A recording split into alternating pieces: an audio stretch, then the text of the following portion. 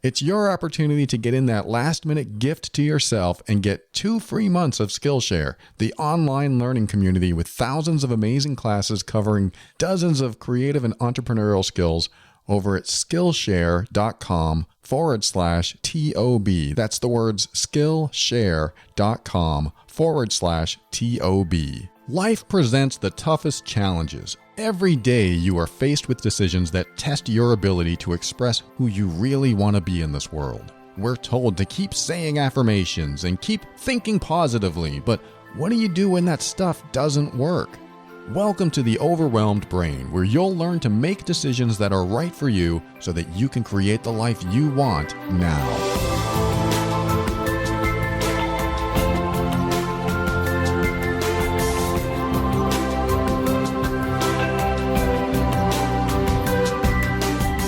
Hello and welcome to the show. My name is Paul Coliani and I'm here to help you increase your emotional intelligence so that you can avoid dysfunction, handle toxic situations with grace and ease, and show up as your authentic self.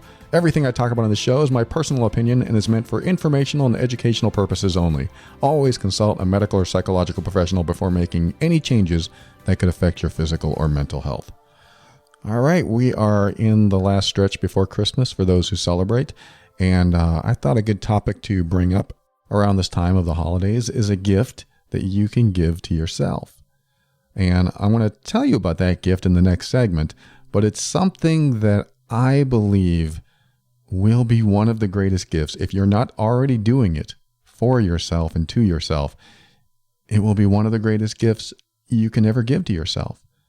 As far as your, self-improvement and emotional evolution, your sanity in certain relationships, the way you show up in life in general, because there are going to be situations, challenges in your life that happen that will certainly set you back. And when you give this gift to yourself, you bounce back from the setbacks. And I think that's important. I think it's important to be able to bounce back from the setbacks. And so if you're already doing this, then it won't be a giant surprise. But I have a feeling that sometimes we go through life and we don't realize that we're doing it.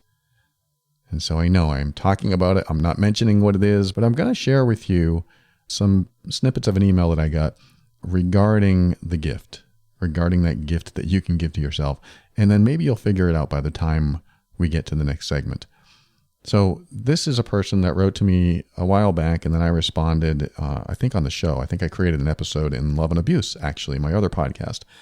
And she's going through an emotionally abusive situation, and she wants her husband to be fixed or healed. She wants him to get therapy. She wants him to realize that he's hurting her. It's a valid request. It's a valid suggestion for your relationship when you're being hurt by the person that's supposed to love you and want you to be happy. It's a valid thing to say, I want you to stop hurting me. Will you please get help?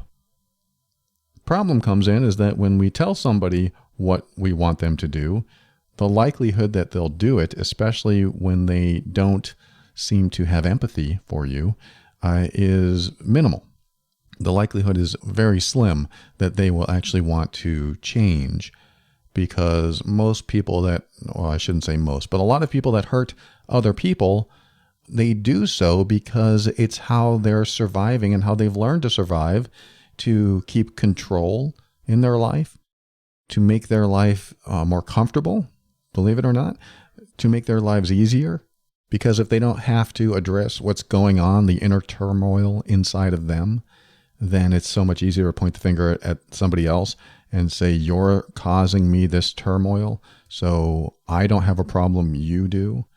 This is what toxic people do. They point the finger at you and say, you're the reason I'm feeling this way. What you're doing is causing these problems, and I'm perfectly fine. Not all toxic people will say those words, but I think you get the picture, is that a toxic person will definitely see you as the problem. And their toxic behavior, their unhealthy behavior, will actually be most of the cause of the problems, typically. But of course, there's the side of enabling as well. When you're in a toxic relationship, you might do behavior that enables their bad behavior. Not that I'm blaming you, but you might be doing things that cause the other person to be allowed to continue doing their thing.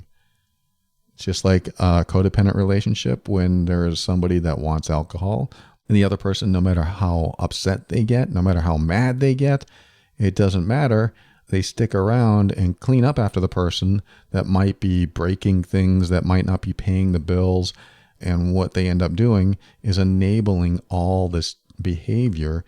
And the enabler typically points the finger back at them and says, you're the one causing all these problems because I'm paying the bills, because I'm cleaning up after your messes, because I'm rectifying problems and making peace with relatives, while all you do is drink and pass out, or you're a jerk in front of family. On and on. And I'm not saying all alcoholics are like that. I'm saying that some alcoholics, like my stepfather when I was younger, were very embarrassing to be around when they were drunk. And plus, some don't necessarily take care of themselves or the ones they love because they're kind of lost in that addiction. So, when I talk about alcoholics on the show, I don't mean to put alcoholics down. Those who have become addicted certainly have a challenge. I'm talking about alcoholics that are not functioning very well. Like my stepfather, he was actually a functioning alcoholic. He could pay bills, he could work, he could drive, all while drunk. And I'm not saying that's good. I'm just saying he could do it. So there are people like that as well. But let me get back to what I was saying about the email. I'm going to read you a few snippets of this email and see if you can figure out what the greatest gift you can give to yourself is. It might take a little bit of reading between the lines, but I don't think much. So this woman, she reached out to me through the Love and Abuse podcast, and I answered her message on the air. And then she wrote back and said a few more things, and I'm just going to read you what those things are. She said, I would love your thoughts on what should be our goal for couples therapy. Is it for him to realize his behaviors, or for him to address his fears or unhappiness? Or maybe it's for me to change how I keep triggering him. Should I change my tone? He needs help. He needs to figure out what is making him unhappy. So those are the only parts of the email I'm going to read. And to the person who wrote this may not be too easy to hear, but I say this with all love and respect, and I absolutely want you to get through this situation and heal and get into a better space, and hopefully your relationship improves. I don't know if it will, but I'm going to do some picking apart a little bit. And I'm not picking on you. I'm reading this on the air so that it emphasizes the point I'm going to make in the next segment. And also for anyone else going through something like this. This person in my life has to change. This person in my life has to stop hurting me. This person has to do something. Or what? And that is a question too. Or what? What will you do if this person doesn't do any of these things? And so in your email, I didn't read that part, but it said, separation's hard, but maybe that's what I need to do. But there's also fear of the next confrontation. So until then, what do I do? So I'm going to, again, go back and read this a line at a time and give you a thought. So your first line is, I would love your thoughts on what should be our goals for couples therapy. When you go to therapy with someone else, I think, in my opinion, the main goal should be to be able to establish honest communication, and both are listening and acknowledging and understanding, and definitely not invalidating. So when someone shares something that's going on, the other person in the relationship is able to go, so what you're saying is this. And when I say this or do that, it hurts you. That to me is an understanding conversation. It doesn't often go down like that. Even in my own relationship, I never stop and say, okay, so what you're saying is this. I don't do it that way, but I will listen. And I will say something along those lines. So you're saying that I do this, but often not in the heat of conflict. In the heat of the battle, it's hard to do that. But it is important to at least listen and understand each other so that you don't just fly off the handle every time you get triggered. It's important to get to a point where if you're not communicating and all arguments end up, everyone is angry and no arguments are resolved, then it's important to at least establish a baseline communication. I think that's one of the most important steps to take when it comes to improving a relationship, is to make sure that not only are you heard and understood, but you're also listening and trying to understand them as well. And as long as that's taking place, then you can have a conversation or even an argument, because both people know that the other person is listening. Now, a subcomponent of listening is empathy. I've said this on Love and Abuse many times. If you don't have empathy, you don't have a relationship. You don't have much of anything, because the other person doesn't really care. I mean, I shouldn't say it that way, but what ends up happening is that if the other person hurts you and they don't empathize with the hurt they inflicted upon you, then it can be very difficult to get to a healing place, because they don't understand. And if you can't make them understand because they can't empathize, then you don't have a relationship. All you have is somebody that does anything they want and not understand the consequences or not care about the consequences, and the other person trying really hard to get them to care. So when the relationship becomes one-sided because of a lack of empathy, that's when you know there's a bigger problem that you probably won't be able to resolve. You can't install empathy. You can't put it in there when it doesn't exist. What I'll hear is, well, he seemed or she seemed so empathetic at first. And if that's the case, if they do have empathy, if you can see empathy in other areas of their life, then you know they're capable of it, and it has something specific to do with what's going on now in the relationship. And that's something you definitely want to bring up in therapy. So your first question about what should be our goals is being able to establish one-on-one conversations where you both give each other time to talk and the other person is acknowledging that they understand what you're saying. Now, that doesn't mean when you say, hey, you're hurting me, and they say, I hear that I'm hurting you, but I know I'm not. That doesn't count. If they say something like that, it doesn't count. What counts is when you say, hey, when you say this, it feels disrespectful, or it hurts me. And they say, okay, my intention wasn't to hurt you, but to state my point, and I didn't mean to hurt you. Hopefully that would be the answer. They may still be upset with you. They may still be angry, but to acknowledge that they are hurting you, hopefully it gets followed up with and I'm sorry about that, and I don't mean to hurt you. But if they acknowledge that they're hurting you and they don't follow it up with something like that, or they say, that doesn't matter, this is what matters, then you have to focus on the fact that they just passed over one of the most important things to you. Because if you don't feel safe in the relationship, I'm going to assume that's one of your higher values in a relationship is to feel safe. And if it's not, then you probably aren't experiencing this. But if you really want to feel safe in a relationship, you probably aren't feeling safe now. So it's hard to move forward with it. So one of your values is probably wanting to feel safe, and they are violating that value. And so you have to remember what you value most in a relationship when it's being violated. Nothing else works. Nothing else works. Sure, you can do the mechanical stuff. You can do the sex. That might work, but does it fulfill you in every other way? Is it emotionally fulfilling? Do you have these moments of intimacy and then the rest of your relationship is great? Likely not. If you're experiencing problems in your relationship, likely not. So again, ask the therapist the best way to communicate your thoughts, express and convey your pain, your feelings, your emotions, and make it something that is balanced so that the other person does that too. So for the person who wrote this email, her husband would have to do the same thing. And then you add the empathy element as well, because you have to have it. And talk to the therapist. I just want empathy. I just want him to know what I'm feeling. And when I convey it, I want him to feel bad that he's hurting me. You might have to say something like that.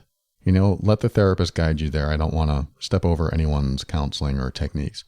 But the goal, in my opinion, is after you establish some guidelines for communication, that when you go home and you have arguments or heated conversations or out and out emotional abuse, then when you go back to therapy, you can say, okay, when I did this, the other person did that. I expressed myself, and instead of listening, they did this instead. What you're doing is saying, I followed the rules and this other person didn't. And then the therapist will be the one to say, okay, here's the problem. You also need to follow the rules too. Talking to your partner, for example, you need to follow the rules too. And so what you're doing is you're going home with rules. And as long as you are following the rules, then you don't have to put them down for not following the rules. You bring it back to therapy. And the therapist says, did you follow the rules? No, I didn't. Well, it won't work unless you do. That's probably what he or she will say. You need to do this if you want to improve your relationship. That's why I say start with communication. What is the best way to communicate what I'm going through, what I feel, and what is the best way to listen?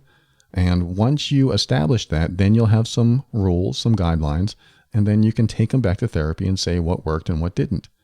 And as long as you're doing your best to follow the rules, then what didn't work can be discussed. If he didn't want to follow the rules and he thought it was stupid, then that would be great to be discussed. But as long as you're following the rules, then that's the best you can do. So that's my thoughts on therapy for you. And the next question you have has to do with therapy. You said, I would love your thoughts on what should be our goals for therapy. And you asked, is it for him to realize his behaviors? Well, that would be nice. But I don't think that's the goal for couples therapy, at least for you, because you're asking for you. It would be great if you were asking for him, like he said, hey, would you ask Paul? That probably won't happen, but you're asking for you. What should I do, or what should we do in couples therapy? And so is our goal for him to realize his behavior? So what you're doing there is saying, is our goal for him to realize his behavior? And I don't think that's a we goal. That's a he goal that he can choose to pursue or not. Hopefully he does. But that is a he goal, not a we goal. So I would say no. I mean, it would be great. That would be a bonus. But for couples therapy, I would say no. That would have to be self-realized. And he probably can self-realize it while he's in therapy. He might have an epiphany and go, whoa, I didn't realize I was doing that. Now I understand why you're hurt by that. That would be great. But I don't think that's the main goal. So I'm going to say no to that. Next one is it for him to address his fears or unhappiness? Again, I'm going to give you a similar answer. I don't think that's a we goal. I think that's a he goal. He needs to address his own fears and unhappiness in his own way. And hopefully through couples therapy, he realizes there are behaviors that he wants to change. But I don't think that should be a we goal. That's very self-oriented on his side. Your next one is it for me to change how I may be triggering him? Okay, so now you're bringing it back. Is it something that I need to do so that I don't trigger him? This is kind of a gray area because it's still you taking responsibility for his behavior. And that rubs me the wrong way. It's like saying every time I go to bed early, my wife gets upset with me and she's angry at me for 3 days straight. So I should probably go to bed later to make sure I don't trigger her. It's like every time I yawn, my wife gets angry because she yawns too, and then she blames me for yawning, and then the whole family's yawning and everyone's mad at me. So I should change my behavior so I don't yawn.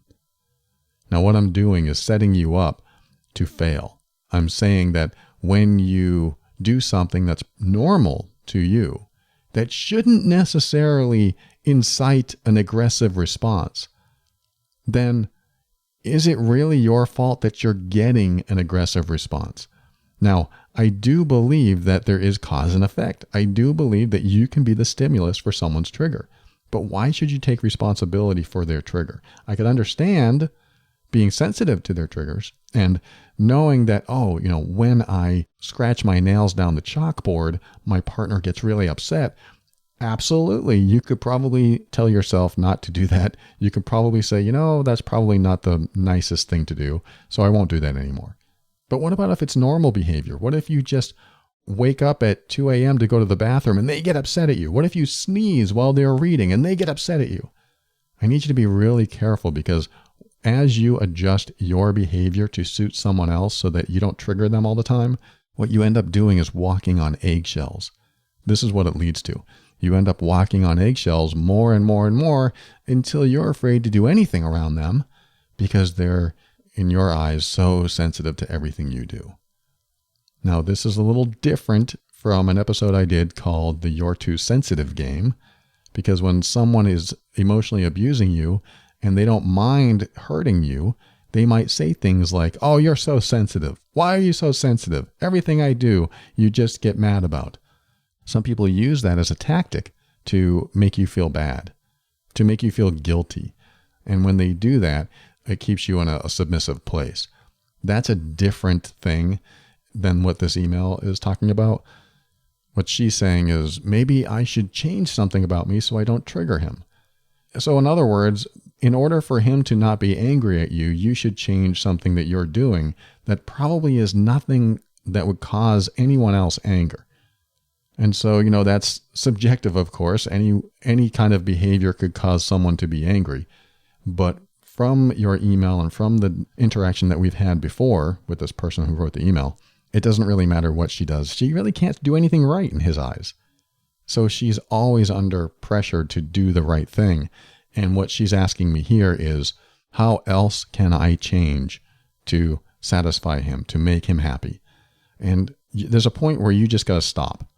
You just have to stop changing for someone else. You can't do it. I mean, you really shouldn't change for anyone anyway. But, I realize there are compromises in a relationship. Sometimes there are. One person likes rap, one person likes country. They probably can't listen to their favorite music when the other person's around. So they have to compromise. They have to do things. They have to buy headphones or they have to listen in their car. That's normal stuff because we're all different. We're not all 100% compatible. So there's going to be normal things that you compromise on. And there's no anger about it. There's no upset around it. It just is what it is. The problem is when you compromise and compromise and compromise and everything turns into a sacrifice. And suddenly you're in a relationship where you can do nothing right and you're more unhappy than you're ever happy. And so you're in this relationship day after day after day, not sure how to act. When you get to that point, when you're not sure how to act, then it's already going downhill, unfortunately. It's already breaking down. There's a big problem there. You should know after 6 months, a year, especially years into a relationship, how to be yourself around people. Being yourself should be the easiest thing to do when you're in a healthy relationship. And so to the question, should I change so I stop triggering him? I think there's a point where you get to where compromising and sacrificing has reached its limit. So I don't think so. Unless it's something traumatic for him. If he was in the war and you watch military movies all the time and it's bringing him PTSD, that might be something that you develop compassion for and realize, oh, maybe I shouldn't watch these kind of movies in front of him because he's still working on that. That's a whole lot different than 200 compromises you already made and you shouldn't have to make anymore. There's a point where micromanaging gets really, really old fast.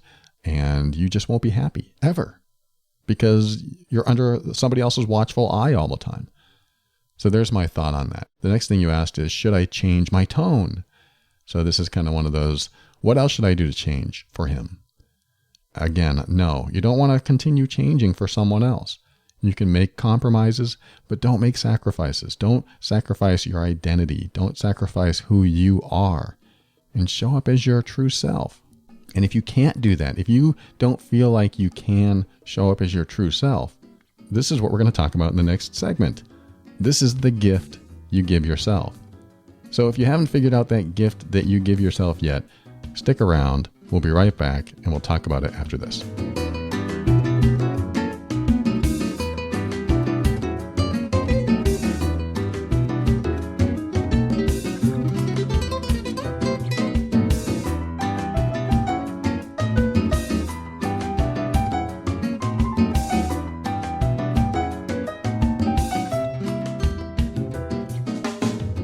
I just realized when I talked about Skillshare last time, I had an episode a while back where I brought up Skillshare, and I told you I was going to check out Instagram, and I'm watching actually an Instagram class right now, right before this recording, and I realized what it really means to learn something new.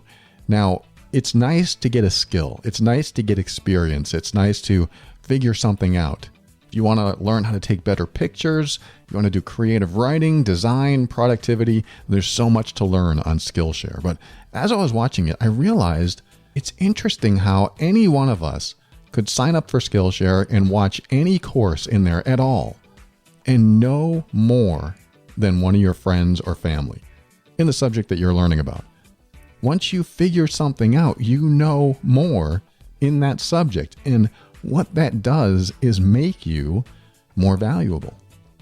You know, I hear from people that have money issues. You know, I'm trying to make money. I'm trying to make more money. Or somebody else controls all the money in the family. I don't know how many times I've heard that.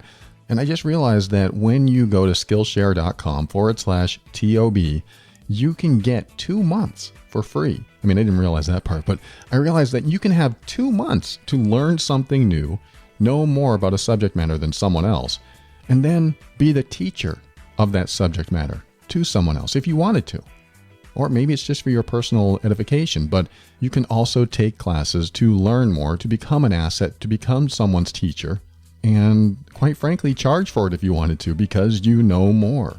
And of course, you're always learning. You don't know everything, but when you know more than someone else will want to learn that too. So I find that very neat as we go into the new year. You know, I'm recording this in December of 2019 and thinking about what we can do in the new year to maybe spice things up, change things up, or improve our lives.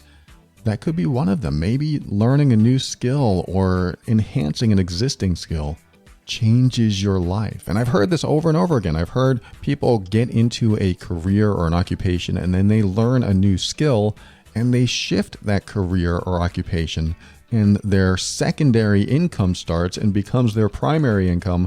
And again, it doesn't mean that you have to learn a skill to make more money or anything like that, because Skillshare covers so much. Whether you're returning to a long-time passion project, challenging yourself to get outside your comfort zone, or just simply exploring something new, Skillshare has the classes for you. I love Skillshare. I'm using it. And I love the fact that this particular class has very short modules. Like, I don't have time to watch 3-hour modules. I don't know about the other modules, but I know the one I'm watching now, very short modules. That's all I have time for. And I can watch one, get some gold nuggets out of it, and then go to the next one when I'm ready. And that really aligns with the time that I have for myself. So I want you to check this out. I want you to join the millions of students already learning on Skillshare today with a special offer just for you, just for the listeners of this show. Go to Skillshare.com/TOB, you know, the overwhelmed brain, TOB. Again, go to Skillshare.com/TOB and you'll get 2 months free. You'll have unlimited access to thousands of classes for free. I mean, just think about it. In 2 months, for free, you could pick up a new skill and it would pay for itself. Skillshare.com/TOB.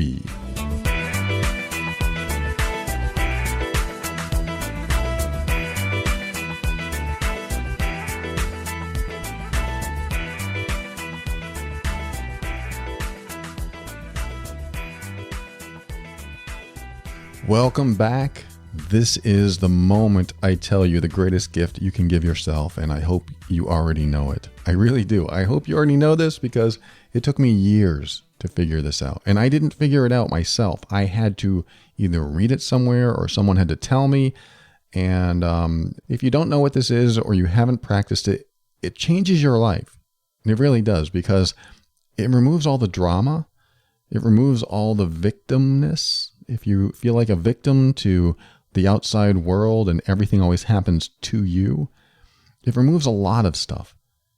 That doesn't mean that the outside world isn't at cause for what happens to you. I'm sure there's a lot of causes you can point at and say, oh, well, if that didn't happen, then I wouldn't be where I am today.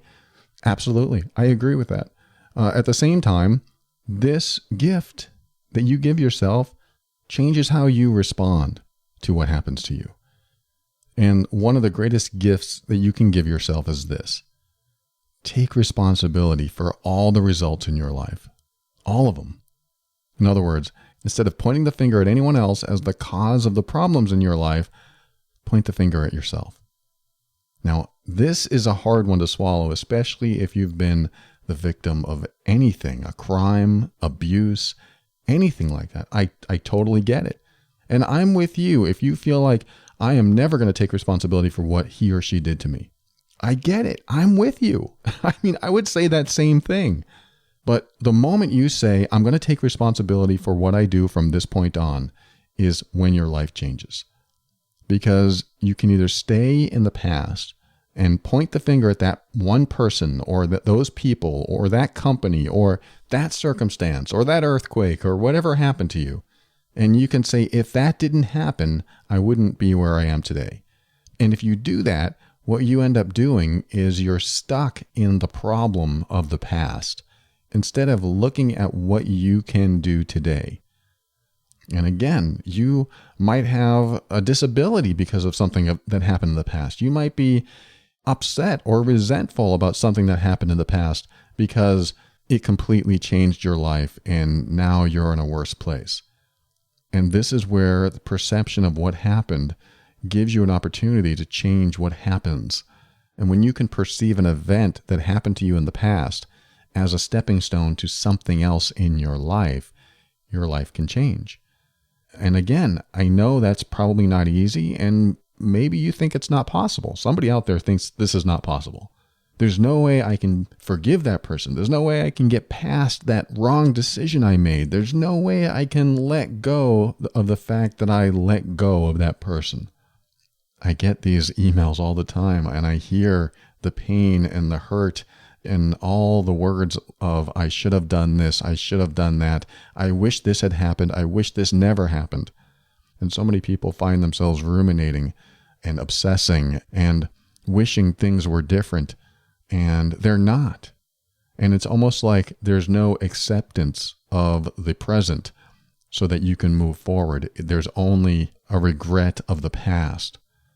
And when you're stuck in regret, there's no forward motion. There's no forward momentum.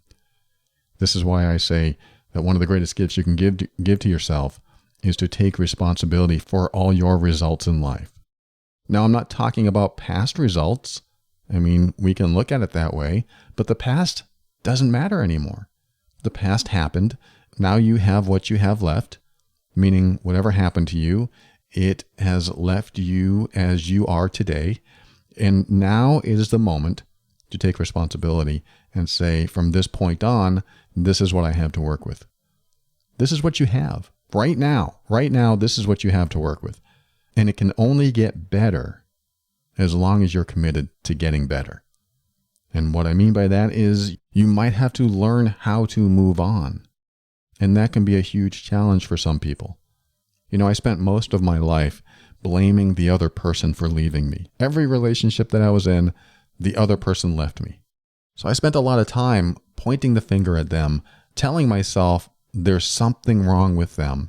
They don't know what they're doing, or they're missing something, or they're not doing the right thing. On and on. I just kept pointing the finger outside myself because there's no way that any of this could be my fault. There's no way because they're leaving me. The evidence to me was clear. That person left me. Therefore, it is their fault for my unhappiness. And that's what I've done most of my life, pointing my finger at other people. So when they do something to me or they do something that affects me, it's their fault that I'm unhappy. And when you set yourself up to fail like this, you will fail. Every time you will fail because people are going to disappoint you. There's no way that someone can always show up 100% of the time and make you happy all the time. That's why it's so important not to make other people or external things your source of happiness. Because when you do and they fail, you end up getting disappointed. That doesn't mean you can't be happy with other people. That doesn't mean you can't be happy in certain circumstances. It just means that when that is your primary energy source, where your happiness comes from, and you have a full reliance on that energy source, and then that energy source goes away, just like the women in my life went away, suddenly I had no source from which to draw. Like I could not find any happiness. I could not find any joy in my life. And because of that, I crashed hard. You crash hard when you have so much reliance on the outside world And you're pointing the finger at those people and those events as the cause for how you feel today and what you have in your life today.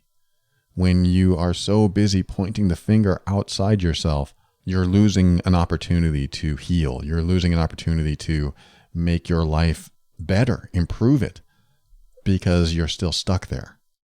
So with my last relationship, when I was married, I thought that was going to be my final relationship ever. When she left, when we got a divorce, it was the first time I finally decided to take responsibility for my role in the situation. And this is really where the magic can happen in your life, is that you look at a circumstance where you played a role, even though none of it was your fault. Everything that happened to you. None of it was your fault. Yet you were involved. You were part of the formula. You were part of the equation. And because you were in the equation, the result that you got was the outcome of that equation. So the equation A plus B equals the outcome. They're A, you're B. If you just have A, and whatever outcome A has, that outcome doesn't affect you because there's no plus B. So if you're B, A plus B equals the outcome, and that gives you the elementary foundation for your role in any situation. And that's a tough one to swallow as well, because what can happen is you can say, well, I was walking down the street and someone came up behind me and mugged me. And I had no control over that. And there are worse scenarios I could name, and I'm sure you are familiar with, but let's just use that for example. We'll keep it light. I was walking down the street, someone mugged me. I had no idea they were there. I had no warning. How can I possibly have played a role in that? And you might think, well, maybe it was the way you were dressed. Maybe it was the way you were carrying your wallet or your purse. Maybe it was exposed. Maybe this, maybe that. Sure, those are easy, convenient things to look at. But I like to go even deeper. This is where some people maybe don't like to go because it implies that you have to have some foreknowledge of what's going to happen. But let's just go with it anyway. If you weren't on the street that day, you probably wouldn't have gotten mugged. Oh, I know, that's so hard to accept. And I don't even like saying it, but if you weren't on the street that day, you probably wouldn't have gotten mugged. Well, how does that make me responsible? That doesn't really help me at all. Well, what it does is help you understand the equation more. It helps you understand the equation of A plus B equals outcome. A, the mugger on the street, and B, you on that street. You don't know that A exists. You don't know there's going to be a mugger that day. But can you, just for the sake of argument, take responsibility that you chose to walk on that street on that day? At that particular time, carrying that particular wallet or purse and wearing those particular shoes that you had trouble running in, and on and on and on. Can you get to the point where you take responsibility for that? And you might say, well, yeah, I can take responsibility for that because that's not necessarily part of the crime that happened against me. But sure, I can take responsibility for that. Just by doing that, just by saying that, yes, of course, I take responsibility for choosing that day on that street, but I had no idea that was going to happen. And I agree with you. You don't. Unless you have some special powers, you don't know what's going to happen. But you do take responsibility for the steps you take. Every step you take, everything you think, everything you do comes back to you. And putting yourself in different scenarios, for example, going over to someone's house that you know you don't like, or that you know you don't get along with, you can't necessarily blame that person for you deciding to go over there, even if you did so reluctantly. Even if you said, oh, I have to do this. You still have to take responsibility for your choice of doing it. So the argument about the mugger on the street, that might be something that you had no control over, no predictability about. But what happens when you choose to take responsibility, what happens is you get to keep your power. Because there's a big difference between looking at what happened in the past and feeling angry and resentful and maybe even vengeful or hurt or sad. There's a big difference between that and then looking at the past and saying, you know what, I am angry about that, but from this point on, I'm going to use that as my stepping stone. I'm going to use it as a jumping point to start moving forward in my life. The power I lost because I was victimized or whatever back then, I'm going to regain by rebuilding myself. And it's very hard to say that and get into that space if you can't get out of the powerless space of pointing the finger at someone else. They did this to me. They caused this. Even though it's 100% true, I agree. There are probably people in your life that have caused a lot of pain. But you do have a choice to say, that person did this to me, but from now on, I'm not going to let it stop me.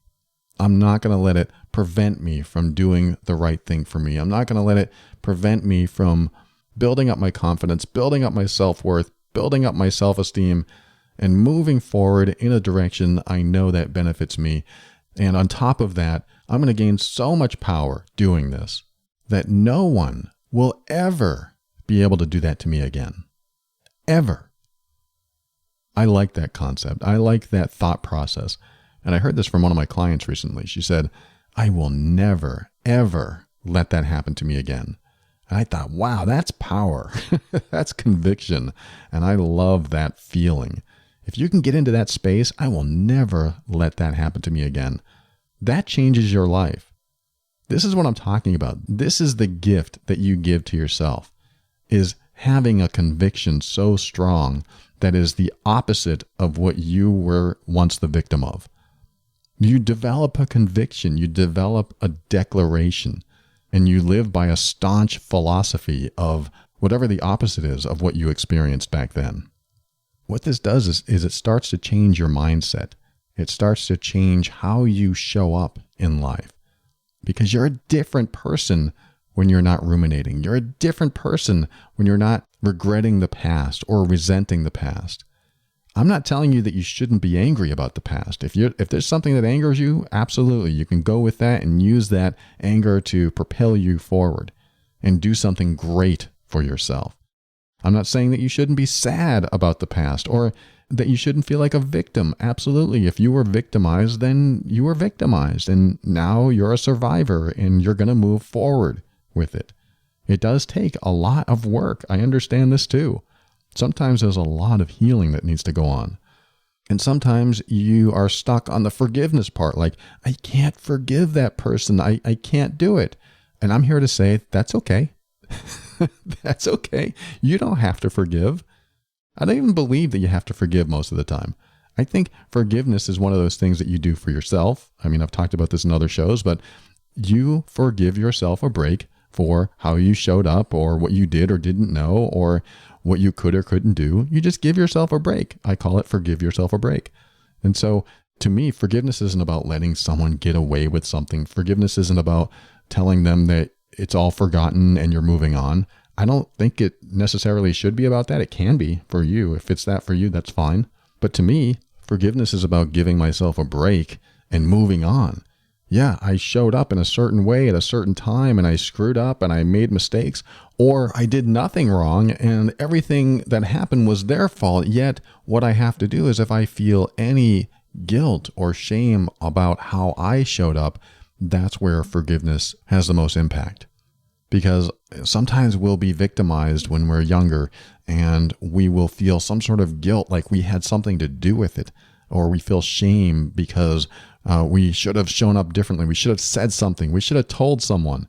When that happens, and I'm talking about some deeper trauma that can happen, especially when you're younger.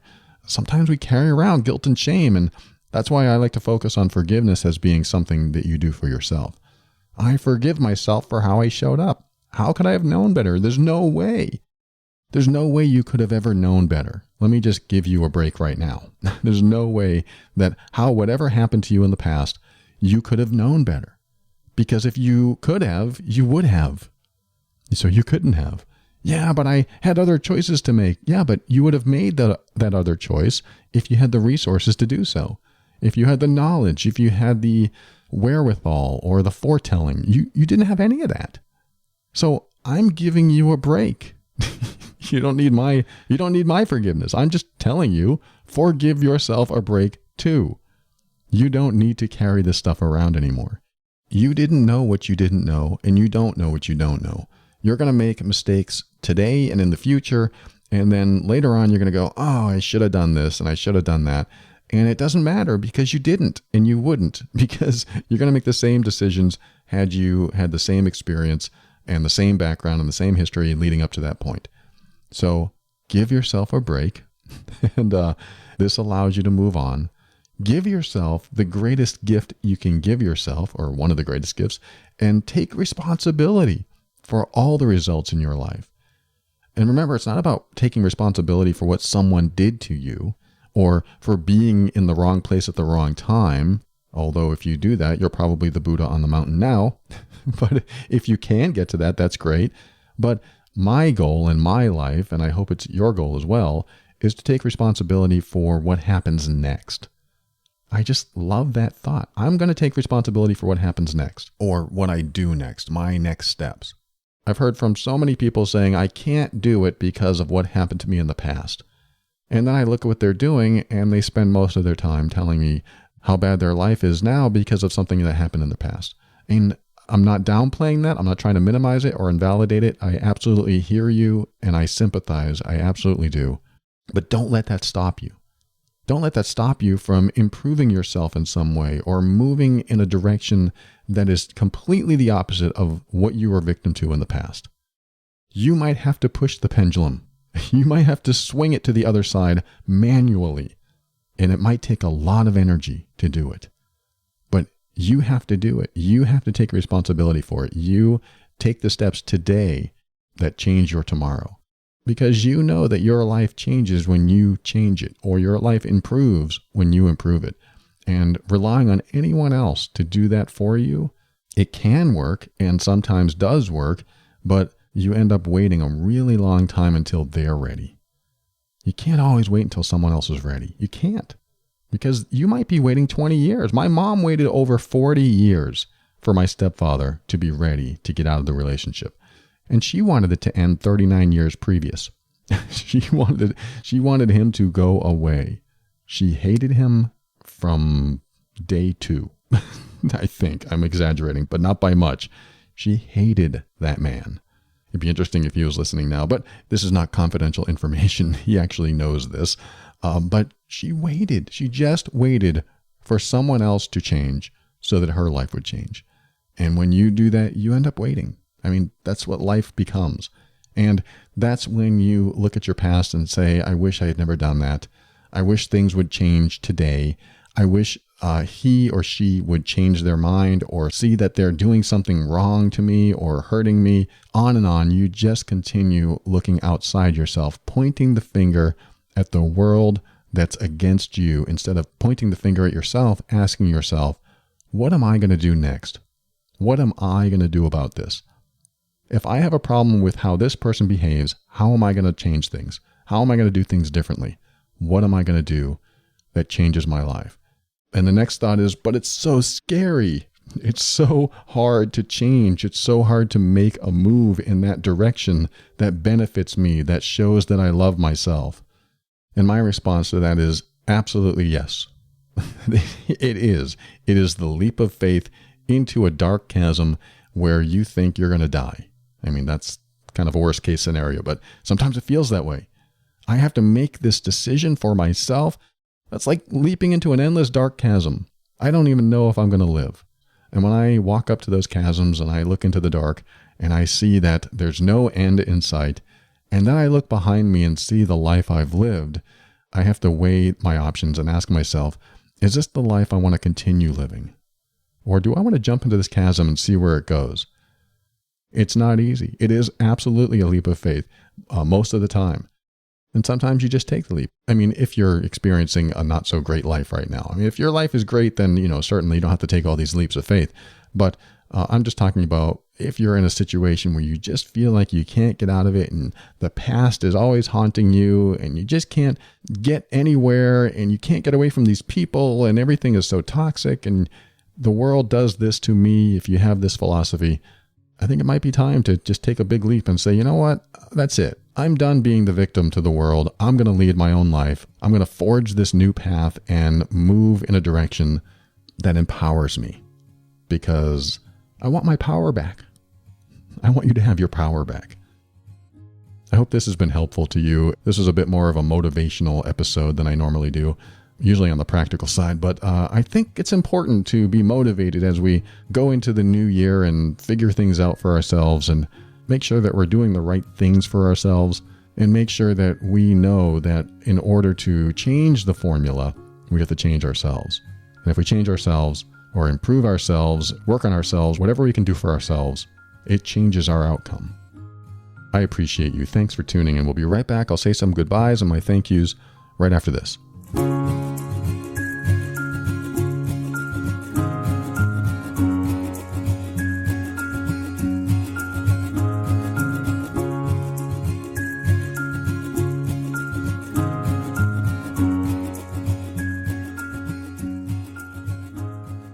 Thank you for listening to another episode of The Overwhelmed Brain. I want to remind you, if you want to change or improve your life, head over to Skillshare. Go to Skillshare.com/TOB and get 2 months of unlimited access to thousands of classes for free.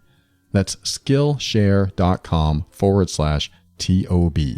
And I want to thank those of you in the patron program over at patron.theoverwhelmedbrain.com. I've mentioned it before. There's a new website that's being built so that you can find things easier and things will be hopefully categorized. And there's a lot of content on that site. That's why we're rebuilding it. But I want to thank those who have joined the Patron program and are supporting the show and also getting all the extras over at patron.theoverwhelmedbrain.com. I appreciate you. Thank you so much. And let me tell you about 2 websites, quietbegins.com. That's the link to the program that helps you with anxiety if you're dealing with that over at Quiet Begins. And if you're having trouble in your relationship, if your relationship's a little too difficult to deal with, or you're dealing with difficult family members, especially around the holidays and all the gatherings, head over to Love and Abuse. It's all about how people are supposed to treat each other, and they're not. They're not treating each other in an emotionally healthy way. They're treating each other in an emotionally abusive way, and there's lots of ways to define that. So head over to loveandabuse.com and check out that show. It might be just what you need to deal with that one difficult or many difficult people. And finally, I'd like to thank Kevin MacLeod of Incompetech.com for some of the music transitions in The Overwhelmed Brain. And I'm going to be honest with you, I never really liked the concept of you taking responsibility for your role or me taking responsibility for my role. I'll speak for myself. I never liked that concept because that meant that I had control where I thought I didn't. I mean, let me put it another way. I thought it was BS that I had a role in certain situations because they happened and I just happened to be a victim to what happened or a part of what happened. And just because I was at that place at the right time or the wrong time, that I didn't really play a role at all. I mean, why would I take responsibility for something that happened to me? Especially when what happened to me was completely out of my control. I didn't like it. I still don't like it. I still don't like the idea. But what happens today, what I do today, is I try to recognize every little component of ownership I can take. So I'll look at something in my past, and even like when I was 4, like when my stepfather held me down and he was rubbing my underwear in my face. At 4 years old, he's abusing me. I had absolutely no control. I was completely under his power, his dominance, and the weight of his body too. I could not move. And if you've never heard that, I'm okay. I mean, I did a lot of healing from that, but that's what happened. That's what happened in my life. And I can look at that past and say, I had no responsibility for that because I was a kid. I knew nothing. But what happens is, what components can I take from it that I can own? Well, one component, and this is very Viktor Frankl kind of thinking, which is good. The book Man's Search for Meaning, Viktor Frankl wrote it. I look at that and say, well, you know what? He was overpowering me. He was abusing me, but I still had me. I still had my mind. I still had my emotions. I still had my thoughts. I still had the moments before he held me down. I still have the moments after he held me down. At that time, I still had the ability to get through that situation. So I take ownership of the little things to remind myself that I didn't lose all my power that day. I didn't lose it. And whatever happened to you, you didn't lose all your power that day. You still have a lot of what you had then, and you took it with you. And you probably took a lot more with you, some good, some bad, but what you take with you, you amplify. So you want to amplify the good so that you can start moving away from what feels bad, from what you may feel victim to, from what you may resent or hate or regret. You take what's good that you held on to throughout that time, you bring it with you, and then you use it as your energy to move forward, to make the leap, to heal yourself, to move in a direction that is right for you. I spent a lot of years believing that a lot, if not all, my power was taken that day. I became the ultimate people pleaser. I became highly critical and judgmental of others. It was like his mentality rubbed off on me, and I was critical of others. And so whatever was left of me was replaced. That's what it felt like. But then I remembered, no, not all of me was taken that day. Not all of my power. It felt like all of it, but no, it wasn't. You didn't lose your power. Whatever happened in your past, whatever you're holding on to, you just have to remind yourself every now and then that it is there. And this is the moment you turn that finger around, pointing at someone else, and point it at yourself. Not to blame, not to accuse, but to say, you know what? I take responsibility for my life from this point on. That doesn't mean other people can't care for you, can't be happy for you, can't give you things, can't offer you a better life. That doesn't mean any of that. It just means when it comes down to the deepest emotional and maybe spiritual core inside of you, you take responsibility for that. In order for what's inside me at the deepest level, in order for it to learn, heal, grow, and evolve, I take responsibility for that happening today. And if you still have trouble with that concept, all I'm asking is you keep an open mind. This will help you step into your power and be firm in your decisions and actions so that you can create the life you want. Always take steps to grow and evolve. You are powerful beyond measure. And above all, and this is something I absolutely know to be true about you, you are amazing.